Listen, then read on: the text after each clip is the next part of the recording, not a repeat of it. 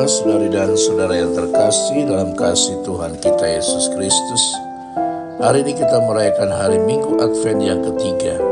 Dan Injil yang kita kutip hari ini dari Injil Lukas pasal 3 ayat 10 sampai dengan 18. Ibu bapa, saudari dan saudara yang terkasih dalam kasih Tuhan kita Yesus Kristus, dalam Injil Minggu kedua tentang Yohanes Pembaptis ini, pertama-tama kita mendengar perincian tentang bagaimana mempersiapkan kedatangan Mesias.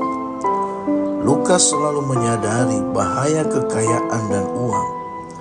Jadi ia berkonsentrasi untuk menghindari penyalahgunaannya.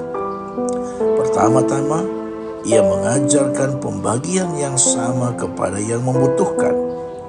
Tidak menimbun, tetapi bermurah hati. Kemudian ia beralih ke eksploitasi keuangan.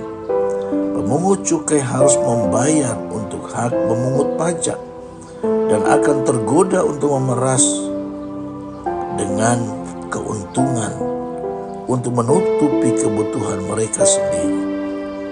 Dengan cara yang sama, para prajurit dapat tergoda untuk menyalahgunakan kekuasaan mereka untuk mengintimidasi dengan menindas orang-orang yang seharusnya mereka lindungi. Bagian yang kedua dari tugas Yohanes adalah untuk mengarahkan perhatiannya kepada Yesus yang akan membaptis dengan Roh Kudus dan dengan api. Injil Lukas dan Kisah Para Rasul penuh dengan Roh Kudus. Lukas pasti sangat menyadari pekerjaan Roh Kudus di dalam gereja, dalam diri para pelayannya, dari segala jenis dan dalam kehidupan komunitas-komunitas Kristiani. Ia juga memperingatkan tentang api yang dahsyat yang akan membersihkan segala kotoran. Karena Yohanes, Sang Mesias, adalah sosok yang keras yang akan membakar sampah di dalam hati manusia dan memberikan ruang bagi Roh Kudus.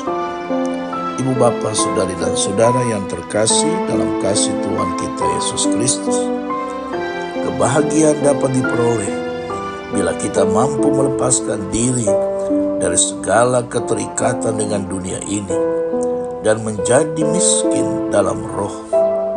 Yang paling bahagia adalah orang yang mencintai musuh dan berbuat baik kepada mereka yang bermusuhan dengan kita.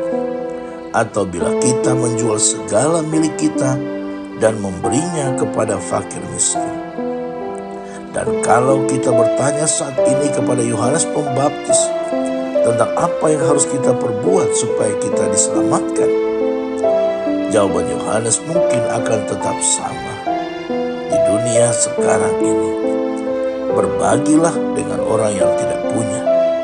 Bertindaklah adil terhadap orang yang lemah dan tak berdaya. Carilah rezeki secara wajar.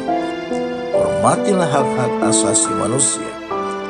Jangan suka memeras dan merampas hak milik orang lain.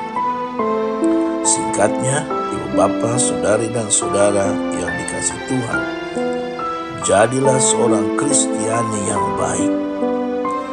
Mungkin itulah yang harus kita lakukan selama masa Advent ini dan sepanjang hidup kita.